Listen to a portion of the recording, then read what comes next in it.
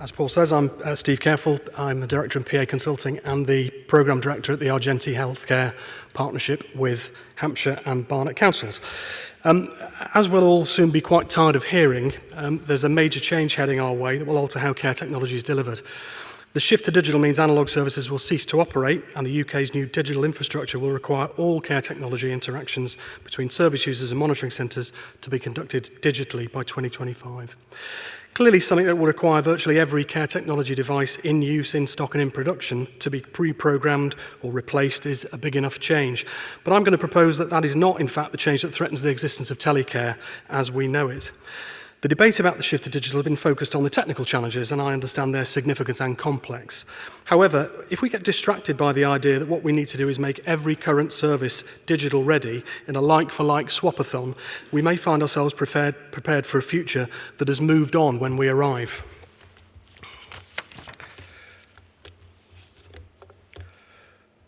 Rather like the bridge to nowhere. This bridge in Honduras survived Hurricane Mitch in 1998, sustaining limited damage.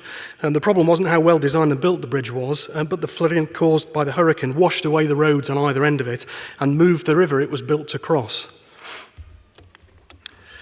A couple of caveats before I get properly underway. I'm not a drooling fanboy for all technology. There are some really big issues we should be concerned about as it becomes increasingly ubiquitous. For example, privacy, information governance and security, all things that have been mentioned so far. The impact that a sudden change in policy by one of these organisations can have, or a large-scale technical or financial failure. Also the dominance of a few new and sometimes quite petulant organisations, some of which believe they're untouchable by regulators and even governments. And secondly, I want to state for the record that I think the best way to address the problems with our care system is not to use technology to replace humans, but to get more humans involved. Unfortunately, there's no prospect of more money for paid care in the foreseeable future, so we need to look at ways in which technology can help, and we need to do that in a measured and sensitive way. So I'm going to make three observations. These should cause us to think very hard about the digital future and its implications for everyone involved in the tech sector.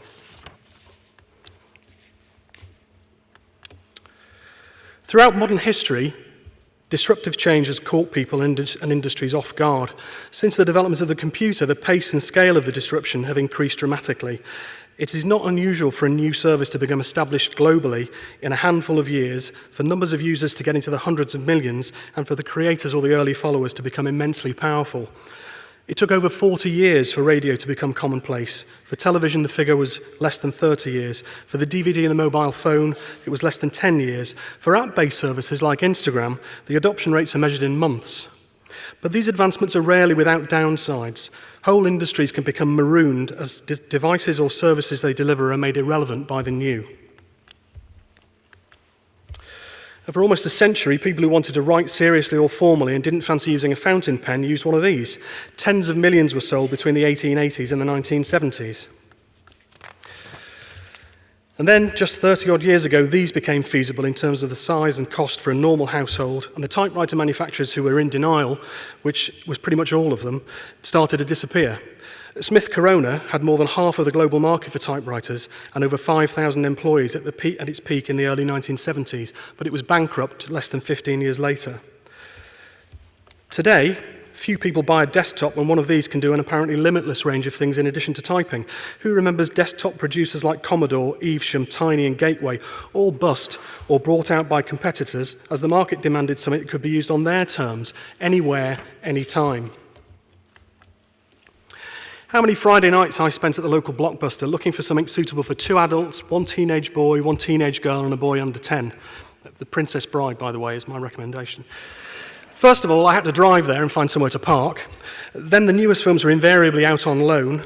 And then the next day I had to remember to take it back or be charged again, which happened with annoying regularity. Founded in 1985, at its peak in 2004, Blockbuster employed over 84,000 people worldwide. It went bust in 2010. That was partly due to the emergence of services like this one, mail-order DVD rental companies. How convenient was this? Films delivered to the door, an unlimited supply of each title, and a week to remember to post it back. Launched at the end of 2003, note the proximity to Blockbuster's peak in 2004, LoveFilm was acquired by Amazon in 2011. It was restructured in 2014 and sadly dead and buried earlier this year. Customers of Netflix and other streaming services now have 24/7 access to limitless material direct to their own devices without having to get off the couch. Subscription payment systems make things simple for the customer as well as highly predictable and lucrative for the provider. Netflix is less than 20 years old and has more than 100 million subscribers. Even seemingly revolutionary recent innovations can come and go within the blink of an eye. The first standalone personal navigation device, the TomTom Go, was launched in 2004. This month, John Lewis announced it would no longer stock GPS devices as demand has completely ebbed away. TomTom now licenses its global positioning software to motor and smartphone manufacturers. So my second point is, as you can see on the screen, it's quite difficult to predict the future. The changes in customer demand expectations and the way the world works digitally are going to present some real challenges, but there are huge upsides if you can predict the future. So why don't we just look for the next Telecare product or innovation that will enable the care technology sector to ride the wave? Well, because history is littered with failed attempts to do exactly that. The following examples are not entirely serious, but they do illustrate how making predictions can make one look somewhat foolish, especially when the focus is on an imagined device or technological innovation. This is the Sunray sedan. It was a solar-powered car, as envisaged by the vice president of Chrysler, who said, "Tomorrow the Sunmobile may replace the automobile." He said that in 1958. It's still not on sale 60 years later, although its cousin, the electric car, looks like it might make it. This one's my favourite, the Rocket Mailman. The designer, Reaction Motors, and this is in quotes, is not permitted to say how large the device is or how long it fires or what kind of fuel it uses, or presumably how many postmen were blown up during testing. But who knows, Amazon's delivery drones could be achieving the same outcome soon instead of rather than with the postie. So if betting on new technological solutions is so risky, what should we be doing? Well, we need to ask a different sort of question if Telecare is to avoid becoming another bridge to nowhere. The question is not which new digital devices will be needed to replace our current range of analog devices. We need to learn from the disruptors. When Airbnb was established, it wasn't designed to mimic the existing hotel industry. It was designed to bypass it, using a concept called collaborative consumption. Airbnb's founders didn't ask, where should we build some hotels? The concept recognizes that the aim of a guest is not generally to stay in a hotel, but to be in a particular location for business or pleasure. Airbnb provides people with an alternative way to achieve that outcome. They must be doing something right, because in less than 10 years after it was created, Airbnb has 3 million rooms in 65,000 locations, making it one of the largest providers on the planet. Technically, it's always been possible to run a taxi firm with no cars, by recruiting drivers with their own vehicles. What differentiates Uber is the way it's achieved that on a global scale within just a few years. It operates in almost 700 cities, and in the US accounts for 4 out of every 5 hailed cab rides.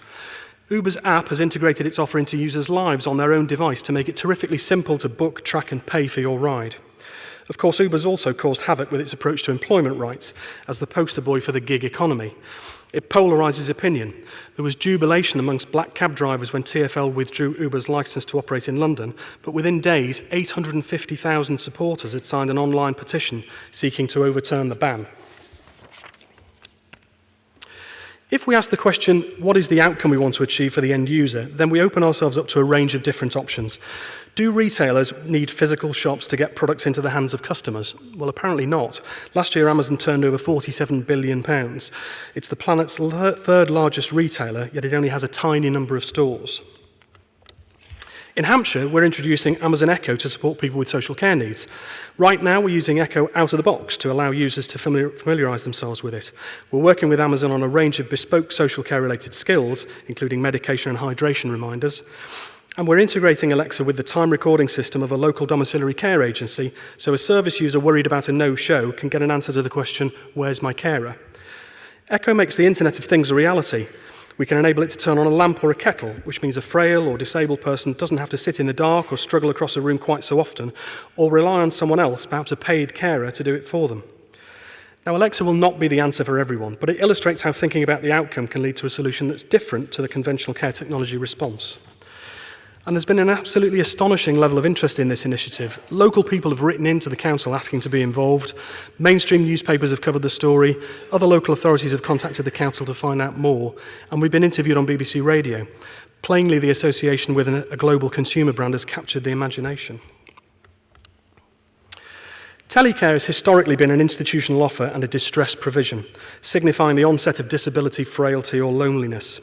The key to ensuring that tech sector survives in the digital age will be to take advantage of the growing ubiquity of digital connected consumer devices and apps and provide people with a delightful and life-affirming experience. If we can wrap care services around people's existing resources and fit seamlessly with their preferred ways of living, then we can deliver the service they need within the service they want. Of course, this is all much easier said than done. In PA, we've been working with care technology services up and down the country, and the vision and capabilities required to drive a transformation of the type I've outlined, particularly among commissioners, are in short supply. If the sector's to survive, let alone thrive, in a digital future, more of us must start to ask different questions. We need to be more adventurous and ambitious if we are to identify compelling and sustainable answers. Thank you.